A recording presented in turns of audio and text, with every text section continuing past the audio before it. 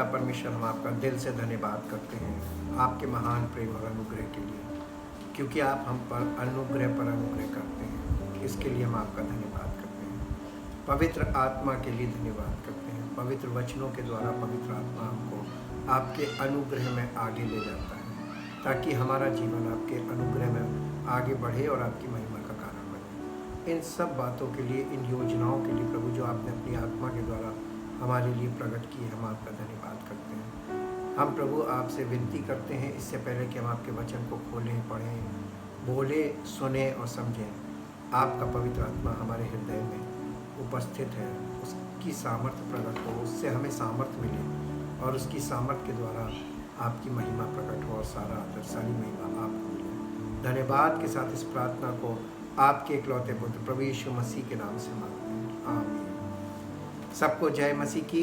परमेश्वर की महिमा हो, उसका धन्यवाद हो, उसकी बड़ाई हो, उसी को सारा आदर मिले, क्योंकि वही आदर के योग्य है।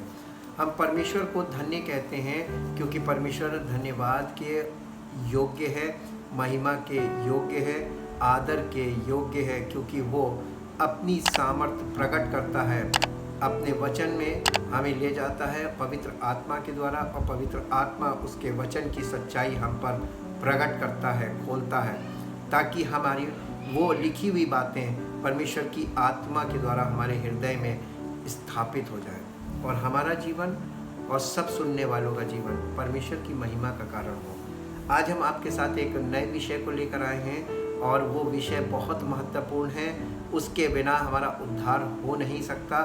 उस विषय को हमें ठीक से समझने की आवश्यकता है, क्योंकि लोग परमेश्वर के अनुग्रह को व्यर्थ कर देते हैं अपने जीवन में। आज हम अनुग्रह के ऊपर अध्ययन और मनन करेंगे और इसको हम देखेंगे अनुग्रह का क्या अर्थ है, ये प्रश्न है। और इसी से जुड़ा हुआ दूसरा प्रश्न, अनुग्रह का समय, इस बात से क्या तात्पर्य है। Grace means unmerited favour of God, यानी अनुग्रह का अर्थ है बिना किसी योग्यता के परमेश्वर के प्रेम और दया प्राप्त, परमेश्वर का प्रेम और परमेश्वर की दया प्राप्त कर लेना, वो भी बिना कुछ किए, अर्थात बिना कार्य किए वो पा लेना जिसे हम कार्य करके नहीं प्राप्त कर सकते। यानी परमेश्वर के अनुग्रह को हम अपने करनी के द्वारा या कुछ करके प्राप्त नहीं कर सकते, और इसीलिए वो अनुग्रह है। अगर अनुग्रह से हमें कोई चीज़ परमेश्वर देता है तो उसे हम क्रिया में बदल नहीं सकते। अनुग्रह को कभी क्रिया में बदला नहीं जा सकता। इसीलिए केवल सुसमाचार को सुनकर ग्रहण करके कोई भी परमेश्वर के अनुग्रह को प्राप्त करके उद्धार पा सकता है। अनुग्रह का समय, अर्थात जिस प्रकार कोई सरकारी योजना जब लोगों के लिए प्रकाशित होती है तो सरकार उस योजना में लोगों को शामिल होने की अवधि यानी पीरियड, अर्थात समय सीमा भी निर्धारित करती है। उसी प्रकार से परमेश्वर भी संसार का न्याय करने से पहले समस्त मानव जाति को उस न्याय से बचने के लिए जो समय ठहराया गया है उसे अनुग्रह का समय या ग्रेस पीरियड कहते हैं, जो कि पेंतिकुस्त के दिन से शुरू होकर यीशु मसीह के पुनरागमन तक यानी सेकंड कमिंग तक ठहराया गया है। क्योंकि परमेश्वर संसार का न्याय सुसमाचार के आधार पर करेगा। भविष्यवाणी के अनुसार प्रभु यीशु मसीह के विषय में यशाया के द्वारा ऐसा कहा गया था। परमेश्वर की आत्मा के द्वारा यशाया नबी ने इस बात को कहा था। यशाया नबी की पुस्तक उसके 61 अध्याय में चलेंगे और 61 अध्याय का पहला, दूसरा और तीसरा पद हम देखेंगे।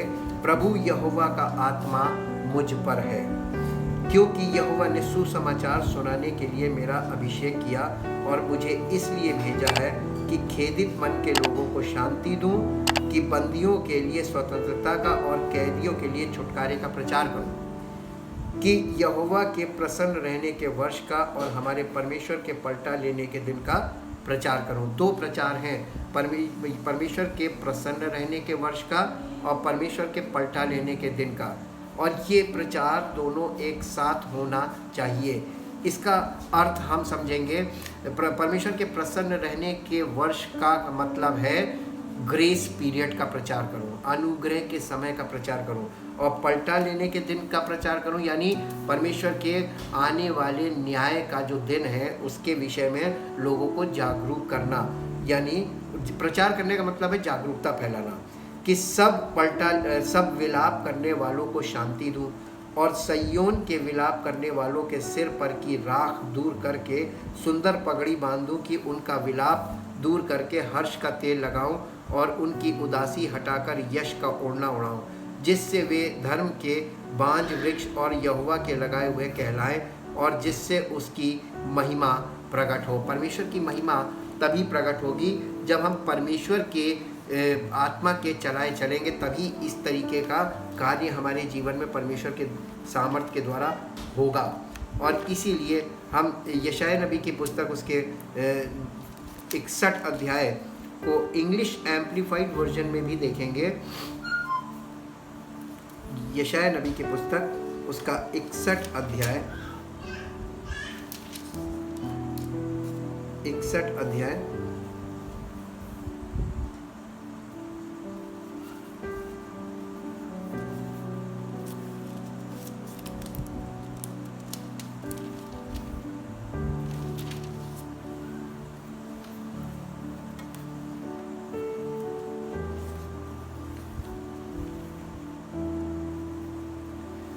अध्याय का पहले पद से पढ़ेंगे। The spirit of the Lord God is upon me because the Lord has appointed me and qualified me, anointed me and qualified me। Anointing is a qualification from God, यानी परमेश्वर की ओर से अभिषेक, परमेश्वर की ओर से उसकी योग्यता को ही कहते हैं। अगर परमेश्वर अपनी आत्मा का अभिषेक हमें ना दे, यानी अपनी योग्यता हमें ना दे, तो हम परमेश्वर की आत्मा की बातों को और उन योजनाओं को जो उसने अपनी आत्मा के द्वारा हमारे लिए रखी हैं और हम पर प्रकट की हैं, वो प्रगटीकरण हमारे जीवन में कभी भी नहीं हो सकता। इसको फिर से पढ़ेंगे। The spirit of the Lord is upon me because the Lord has anointed and qualified me to preach the gospel of good tidings to the meek, the poor and afflicted. He has sent me to bind up and heal the broken-hearted, to proclaim liberty to the physical and spiritual captives, and the opening of the prison and of the eyes of those to those who are bound। Romeo की पत्री उसके 10 अध्याय के 15 पद में इस पद से संबंधित बात लिखी हुई है। रोमियो की पत्री उसके 10 अध्याय के 15 पद में हम देखेंगे। यहाँ पर इस प्रकार से लिखा हुआ है, रोमियो 10 उसका 15 पद, और यहाँ पर ऐसा लिखा हुआ है 10 अध्याय और उसका 15 पद में लिखा है, और यदि भेजे ना जाएं तो कैसे प्रचार करें, जैसा लिखा है, उनके पांव क्या ही सुहाने हैं जो अच्छी बातों का सुसमाचार सुनाते हैं। यानी गुड न्यूज़, जो परमेश्वर की ओर से गुड न्यूज़ दी गई है, वो परमेश्वर की आत्मा के द्वारा हमारे जीवन में दी जाती है, और परमेश्वर के आत्मा का अभिषेक या वो योग्यता परमेश्वर की आत्मा के द्वारा हमें मिलती है, तभी हम उस बात को लोगों तक पहुंचा पाते हैं उस ढंग से जैसा परमेश्वर पहुंचाना चाहता है। और इसी के साथ साथ इसका दूसरा पद पढ़ते हैं, Isaiah chapter 61 verse 2, to proclaim the acceptable year of the Lord, the year of his favour. इसी को अनुग्रह का समय बोलते हैं, ईयर ऑफ हिज फेवर, यानी परमेश्वर के प्रसन्न रहने का जो वर्ष है। यहाँ पे वर्ष वर्ड यूज़ किया गया है, लेकिन actually this is a period, ये एक समय है, और जो पेंटेकोस्ट से शुरू होता है, यीशु मसीह की सेकंड कमिंग पे ये पूरा होता है। ये उस बात का चर्चा करने का समय है, उस बात की जागरूकता फैलाने का समय है कि परमेश्वर के न्याय का दिन निकट आ रहा है। लोगों को जागरूक करना है ताकि वो लोग मन फिराएं और परमेश्वर के इकलौते पुत्र प्रभु यीशु मसीह के न्याय के लिए अपने आप को तैयार कर लें। The day of vigilance of our God to comfort all who mourn. इसको परमेश्वर के वचन में नए नियम में सारी बातें इसी बात से संबंधित प्रचार के विषय में है जो यीशु मसीह के द्वारा शुरू हुआ और मसीह की आत्मा के द्वारा अभी भी चल रहा है। To grant consolation and joy to those who mourn in Zion, to give them an ornament, a garland, a diadem, a beauty instead of ashes, the oil of joy instead of mourning, the garment expressive of praise instead of a heavy burden, and failing spirit, that they may be called oaks of righteousness, lofty, strong, and magnificent, distinguished for uprightness, justice, and right standing with God, the planting of the Lord, and He may be glorified। यानी परमेश्वर की महिमा हमारे जीवन से तभी होगी जब हमारे जीवन में उसका अनुग्रह प्रकट होगा पवनी और उसकी आत्मा के द्वारा हमारे जीवन में सब कुछ सही हो जाएगा, यानी हमारा मन पूरी तरीके से संपूर्ण रीति से परमेश्वर की ओर फिर जाएगा। इसी बात को जब यीशु मसीह इस धरती पर आया और जब परमेश्वर का आत्मा उसके जीवन में आ गया और परमेश्वर की आत्मा के वश में होकर वो परमेश्वर की इच्छा को पूरा करने के लिए और सेवकाई करने के लिए निकला, तब लूका रचित सुसमाचार के 4 अध्याय में हम देखेंगे। लूका रचित सुसमाचार उसका 4 अध्याय और 4 अध्याय के 16 पद से हम देखेंगे। यहाँ पर इस प्रकार से लिखा हुआ है, फिर वो नासरत में आया जहाँ पाला पोसा गया था और अपनी रीति के अनुसार सबत के दिन आराधनालय में जाकर पढ़ने के लिए खड़ा हुआ। यशायाह भविष्यवक्ता की पुस्तक उसे दी गई और उसने पुस्तक खोलकर वो जगह निकाली जहाँ ये लिखा था, प्रभु का आत्मा मुझ पर है, इसलिए कि उसने कंगालों को सुसमाचार सुनाने के लिए मेरा अभिषेक किया है और मुझे इसलिए भेजा है कि बंदियों को छुटकारे का और अंधों को दृष्टि पाने का सुसमाचार प्रचार करूं और कुचले हुओं को छुड़ाऊं और प्रभु के प्रसन्न रहने के वर्ष का प्रचार करूं।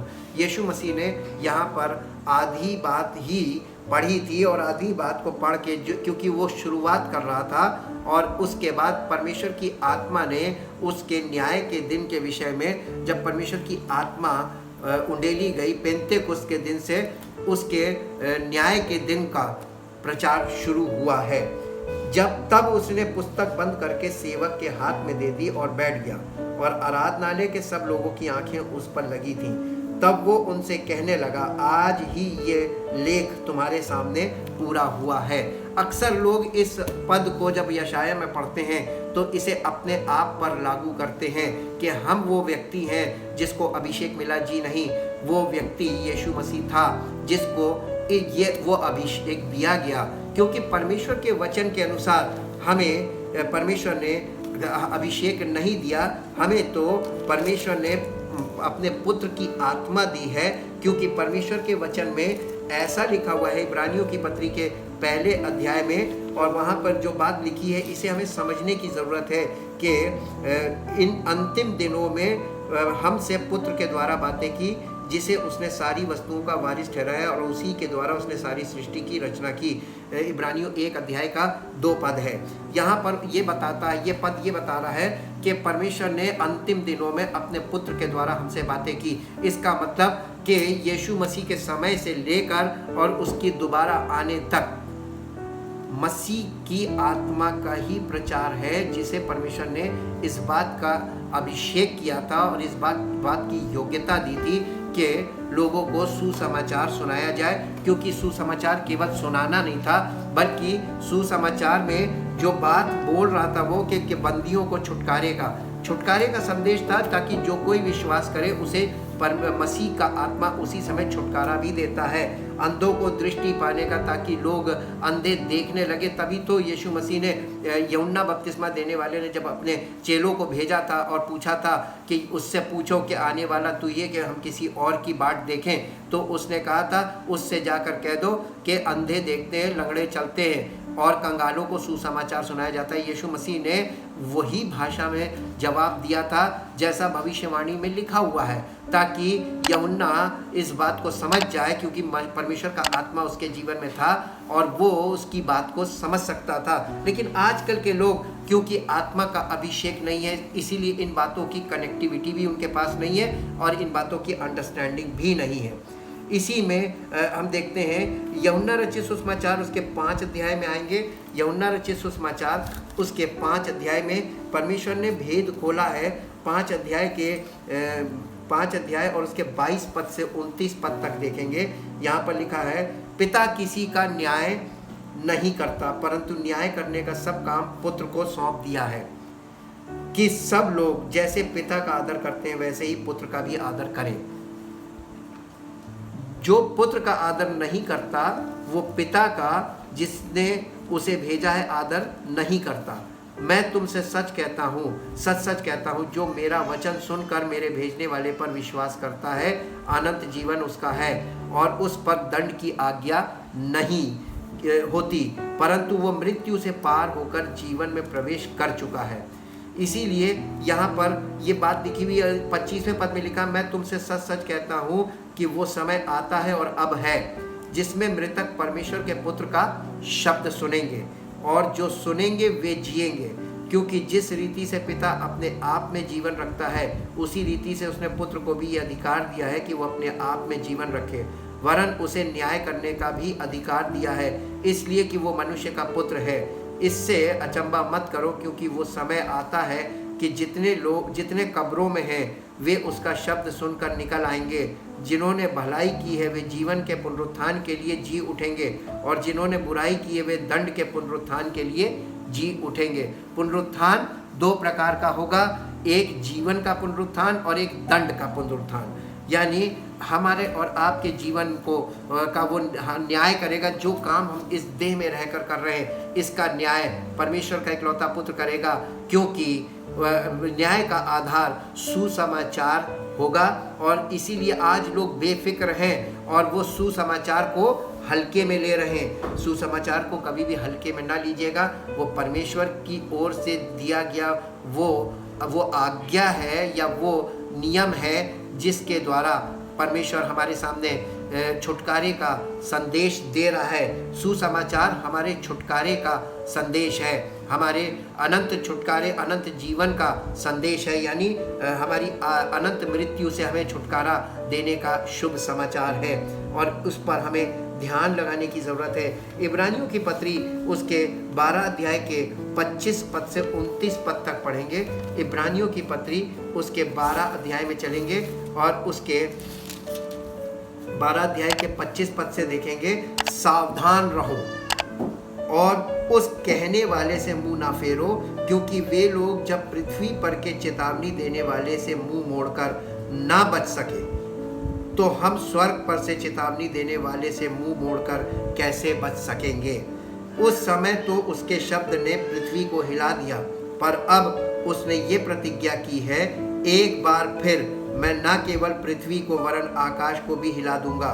और ये वाक्य एक बार फिर इस बात को प्रकट करता है कि जो वस्तुएं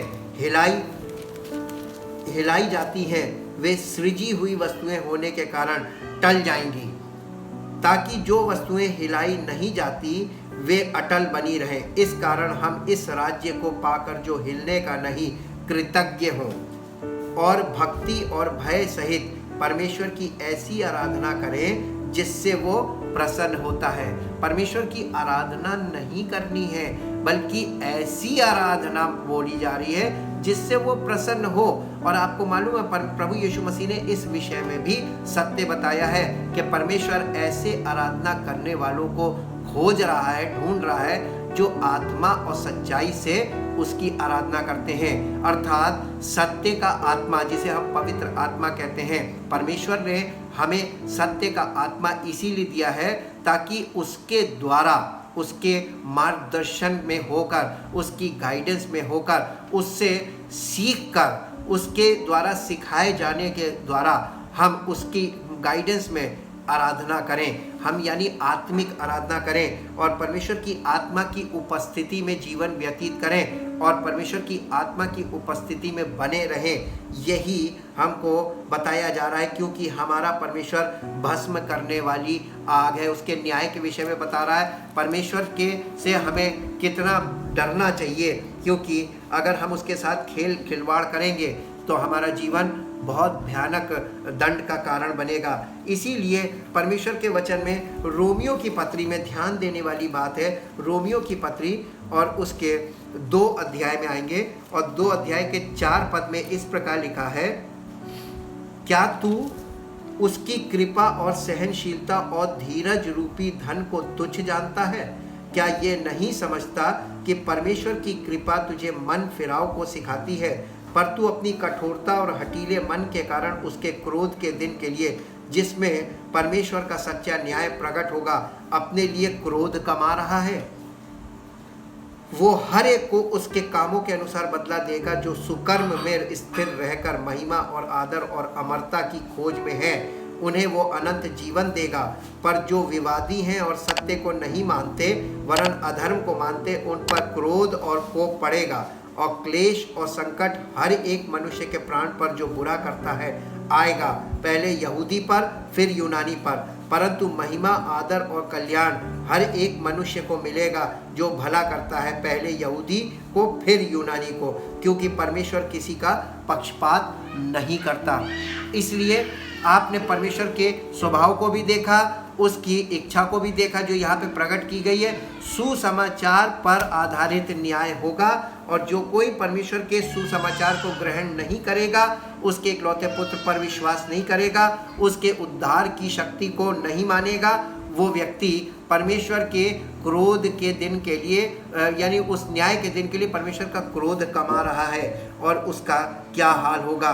इसी से संबंधित एक पद और देखेंगे, पहला पत्रस 4 अध्याय उसके 17 पद से 19 पद तक। पहला पत्रस 4 अध्याय और उसके 17 पद से 19, क्योंकि वो समय आ पहुंचा है कि पहले परमेश्वर के लोगों का न्याय किया जाए, और जबकि न्याय का आरंभ हम ही से होगा, तो उनका क्या अंत होगा जो परमेश्वर के सुसमाचार को नहीं मानते। यहाँ पर ये प्रश्न किया गया है, उनका क्या हाल होगा जो सुसमाचार को नहीं मानते। कहीं ऐसा तो नहीं कि आप भी सुसमाचार को नहीं मानते? अगर आप सुसमाचार को अभी तक नहीं आपने ग्रहण किया है, अगर आप सुसमाचार को नहीं मान रहे हैं, तो आपकी क्या हालत होगी, उसी का प्रश्न यहाँ पर किया गया है। आगे लिखा है 18वें पद में, और यदि धर्मी व्यक्ति ही कठिनाई से उद्धार पाएगा, तो भक्तिहीन और पापी का क्या ठिकाना। इसलिए जो परमेश्वर की इच्छा के अनुसार दुख उठाते हैं, वे भलाई करते हुए अपने अपने प्राण को विश्वास योग्य सृजनहार के हाथ में सौंप दें। परमेश्वर के इसी बात को हम इन्हीं 17 से 19 पद को 1 पीटर चैप्टर 4, इसको हम इंग्लिश एम्प्लीफाइड में भी पढ़ेंगे ताकि हमें और बातें इसकी स्पष्ट हो जाएं। पहला पत्रस 4 अध्याय और उसके 17 पद से देखेंगे। पहला पत्रस, for the time has arrived for judgment to begin with the household of God, and if it begins with us, what will be the end of those who do not respect or believe or obey the good news, the gospel of God? लिखा, and if the righteous are barely saved, what will become of the godless and wicked? Therefore those who are ill-treated and suffer in accordance with God's will must do right and commit their souls in charge as a deposit to the one who created them and will never fail them. यानी हमें परमेश्वर को अपने आप को अभी समर्पित कर देना चाहिए as soon as possible, क्योंकि ये न्यूज़ है और न्यूज़ अर्जेंसी की होती है। जब भी कोई समाचार दिया जाता है उसके पीछे समय होता है और उस समय को पहचानना चाहिए। हमें समय के बारे में बहुत जागरूक होने की ज़रूरत है। दूसरा पत्रस 2 अध्याय उसका 9 पद पढ़ेंगे। दूसरा पत्रस 2 अध्याय उसका 9 पद। यहाँ पर एक और इम्पॉर्टेंट बात लिखी है। दूसरा पत्रस 2 अध्याय के 9 पद में लिखा है, तो प्रभु भक्तों को परीक्षा में से निकाल लेना और अधर्मियों को न्याय के दिन तक दंड की दशा में रखना भी जानता है। अब आप ये देखिए, अगर आपने सुसमाचार को अभी तक स्वीकार नहीं किया है, आप सुसमाचार को समझते नहीं हैं, उसको बिलीव नहीं करते हैं और उसके अकॉर्डिंग आपका जीवन नहीं है। क्योंकि अगर आपने सुसमाचार पर वाकई में विश्वास किया है, उसे ग्रहण किया है, तो तो आपके जीवन में सबसे बड़ा चिन्ह होगा, उसका प्रमाण होगा पवित्र आत्मा। पवित्र आत्मा परमेश्वर की वो मोहर है जो परमेश्वर सुसमाचार ग्रहण करने वालों के जीवन में लगा देता है और उसी के द्वारा वो आपको ग्रहण कर लेता है और पवित्र आत्मा आपके जीवन में काम करने लगता है। आपका मन परमेश्वर की ओर फेरने लगता है और मन फिराने का कार्य पवित्र आत्मा हमसे कराता है। और अगर पवित्र आत्मा नहीं है तो इसका मतलब हम मन नहीं फिरा रहे हैं, और अगर हम मन नहीं फिरा रहे हैं तो इसका मतलब हमने सुसमाचार को स्वीकार नहीं किया है और पवित्र आत्मा हमारे जीवन में काम नहीं कर रहा है। उसके विषय में यहाँ पर लिखा हुआ है कि प्रभु भक्तों को परीक्षा में से निकाल लेंगे, यानी जितने लोगों ने सुसमाचार को ग्रहण कर लिया पवित्र आत्मा के द्वारा परमेश्वर उन्हें न्याय के दिन से पहले उन्हें निकाल लेगा, यानी उन्हें बचा लेगा। उसके बाद जो लोग बचेंगे उनके लिए लिखा है जो सुसमाचार को नहीं मानते, जानते नहीं, मानते नहीं और सुसमाचार को समझते नहीं और उस पर मन नहीं लगाते, यानी उन्होंने पवित्र आत्मा नहीं पाया और पवित्र आत्मा नहीं पाया तो उनका मन नहीं फिरेगा और जब मन नहीं फिरेगा उनके लिए लिखा है उन्हें अधर्मी कहा गया है, अनराइचस कहा गया है। भक्तों का मतलब राइचस और अधर्मियों का मतलब अनराइचस। जो परमेश्वर की दृष्टिकोण से अधर्मी होंगे उनके लिए लिखा है कि उनको न्याय के दिन तक दंड की दशा में रखेगा, यानी जब तक यीशु मसीह आ नहीं जाएगा आपके जीवन में पनिशमेंट बना रहेगा परमेश्वर की ओर से, ऐसा पनिशमेंट जिसमें से आप कभी छूट नहीं पाएंगे। जैसे अनंत जीवन है और अनंत मृत्यु है, लेकिन अनंत मृत्यु से पहले, न्याय से पहले जब आपको ये न्याय होगा कि आप अनंत जीवन के वारिस होंगे या अनंत मृत्यु के, उससे पहले आपको दंड की दशा में रखेगा, यानी आपको अनंत छुटकारा नहीं मिलेगा। किसी भी चीज़ से आपके समस्या आती रहेंगी और एक के बाद एक आती रहेंगी और आप उन समस्याओं में फंसते रहेंगे और फंसते चले जाएंगे। 10वें पद में लिखा, विशेष करके उन्हें जो अशुद्ध अभिलाषाओं के पीछे शरीर के अनुसार चलते और प्रभुता को तुच्छ जानते हैं। इसे हम इंग्लिश एम्प्लीफाइड में भी देखेंगे। दूसरा सेकंड पीटर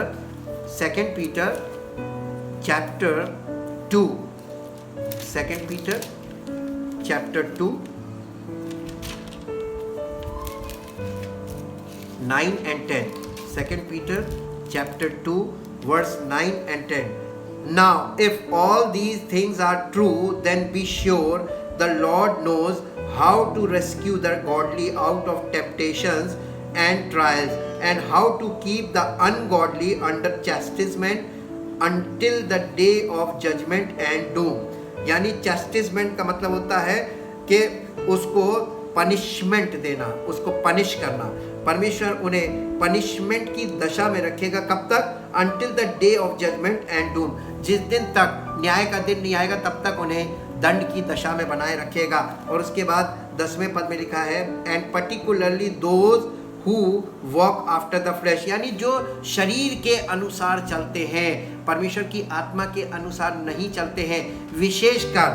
विशेषकर लिखा है, विशेषकर ऐसे लोगों को वो दंड की दशा में रखेगा। Indulge in the lust of polluting passions and scorn and despise authority, presumptuous and daring, self willed and self loving creatures, यानी स्वार्थी लोग होंगे, अपने स्वार्थ की उनकी स्वार्थी इच्छाएं होंगी। प्रिजम्पटस का मतलब होता है वो पूर्वानुमान, अपने अनुमानों के अनुसार चलेंगे, अनुमान लगा के।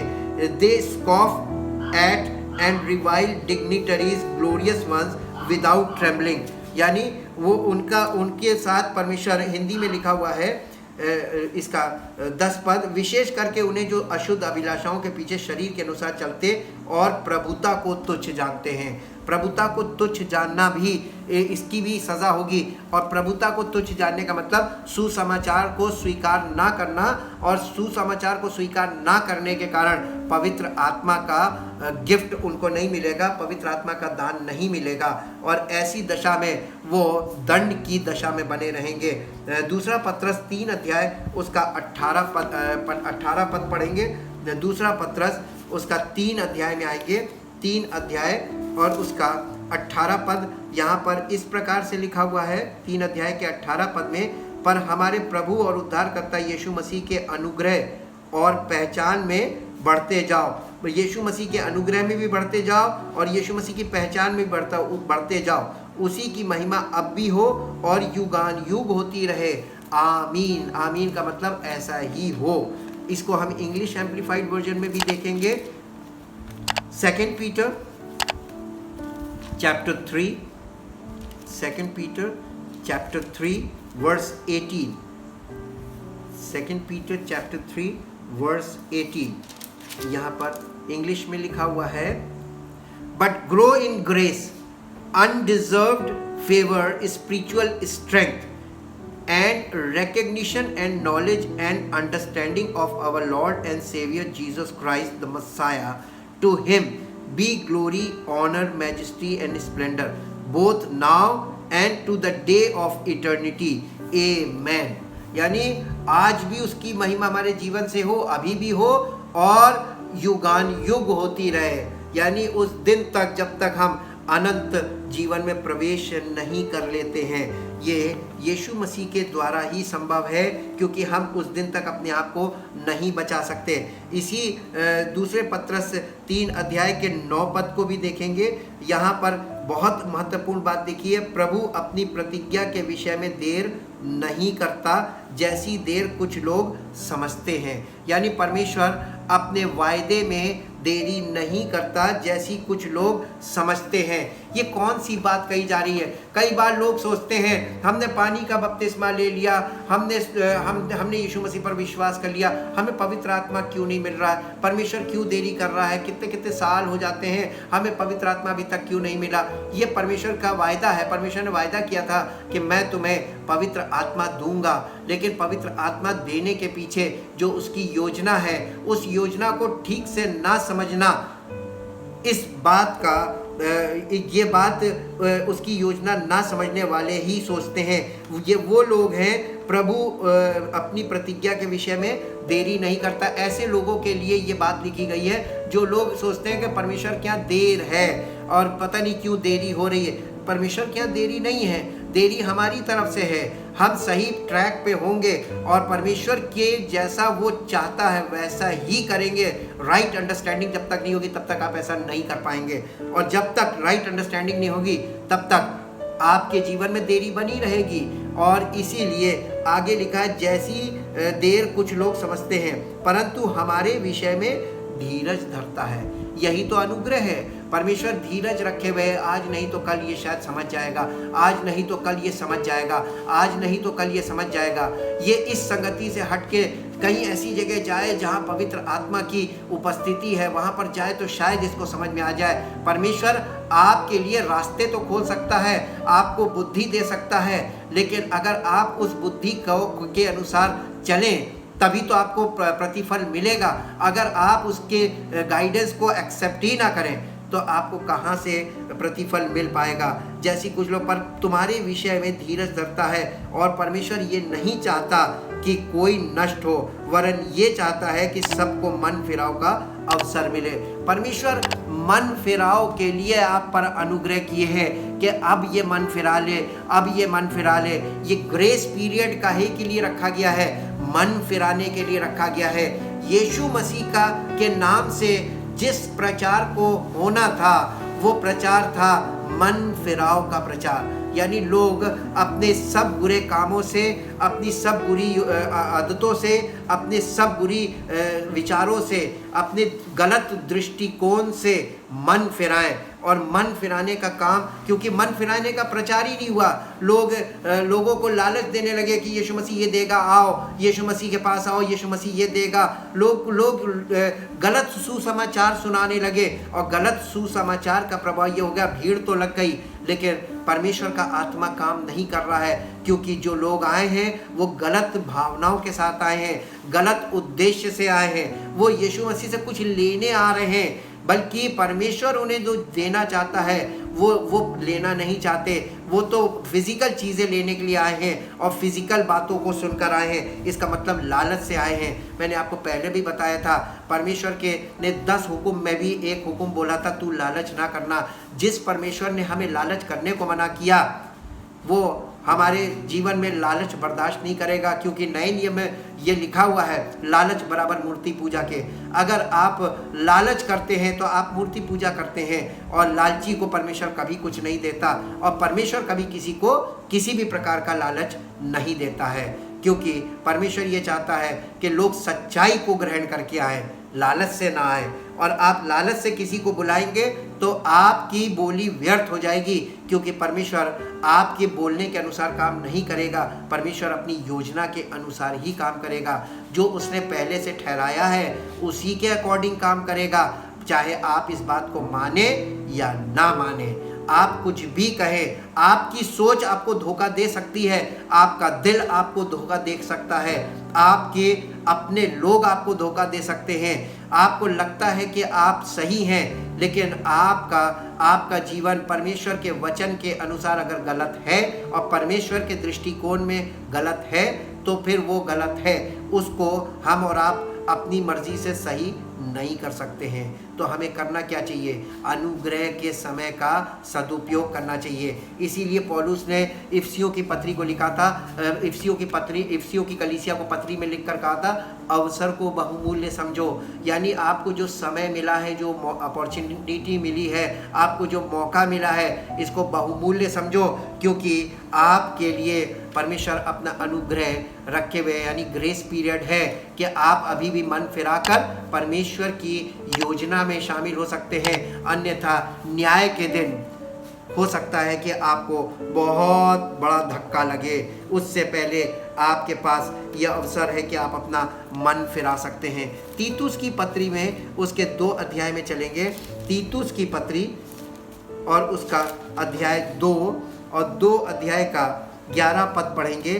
तीतुस की पत्री 2 अध्याय, क्योंकि परमेश्वर का वो अनुग्रह प्रकट है जो सब मनुष्यों के उद्धार का कारण है और हमें चेतावनी देता है। अनुग्रह का समय है, और अनुग्रह का समय हमें चेतावनी देता है कि हम अभक्ति और सांसारिक अभिलाषाओं से मन फेर कर इस युग में संयम और धर्म और भक्ति से जीवन बिताएं, और उस धन्य आशा की अर्थात अपने महान परमेश्वर और उद्धारकर्ता यीशु मसीह की महिमा के प्रकट होने की बाट जोहते रहें, जिसने अपने आप को हमारे लिए दे दिया कि हमें हर प्रकार के अधर्म से छुड़ा ले और शुद्ध करके अपने लिए एक ऐसी जाति बना ले जो भले भले कामों में सरगर्म हो। अब आप परमेश्वर के वचन को अगर पवित्र आत्मा के नज़रिए से पढ़ना और समझना और सुनना शुरू कर देंगे, तो आपका जीवन परमेश्वर की महिमा का कारण बन जाएगा, और परमेश्वर आपके जीवन से अपनी महिमा को प्रकट करके दूसरों को भी संदेश दे सकता है कि देखो, मैंने इसको जैसे बदला वैसे तुम्हें भी बदलूंगा। तो उनके सामने डिमॉन्स्ट्रेशन भी होता है।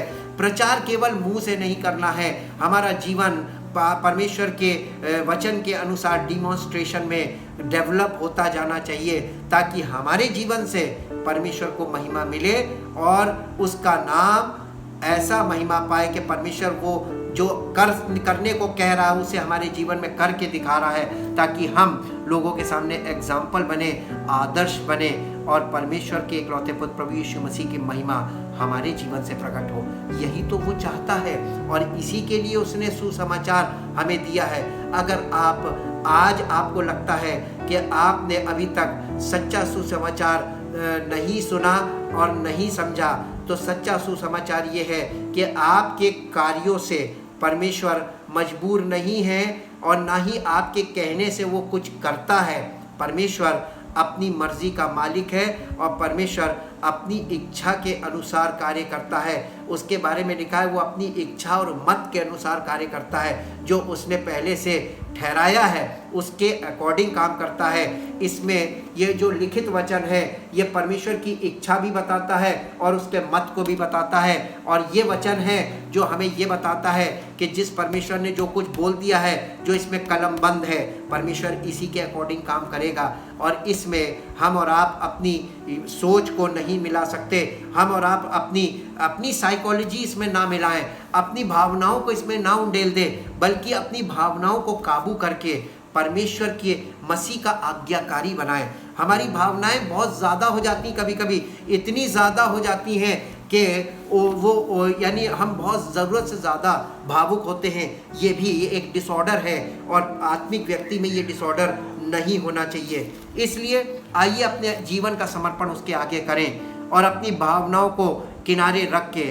परमेश्वर के वचन के सत्य को अपने जीवन में ग्रहण करें और उस सच्चाई को अपने जीवन में लागू करें, ताकि हमारा जीवन परमेश्वर की महिमा का कारण बने और उसकी महिमा हमारे जीवन से जैसा वो चाहता है वैसी प्रकट हो और उसका नाम महिमा पाए। धन्यवाद करते पिता परमेश्वर आपके इकलौते पुत्र प्रभु यीशु मसीह के लिए। आपने एक अपने पुत्र के बलिदान के द्वारा प्रभु हमारे लिए उद्धार का मार्ग बना तो दिया, और आपने पवित्र आत्मा देकर हमारे लिए एक सहायक दे दिया ताकि इस उद्धार के मार्ग में पवित्र आत्मा हमारी अगुवाई करे।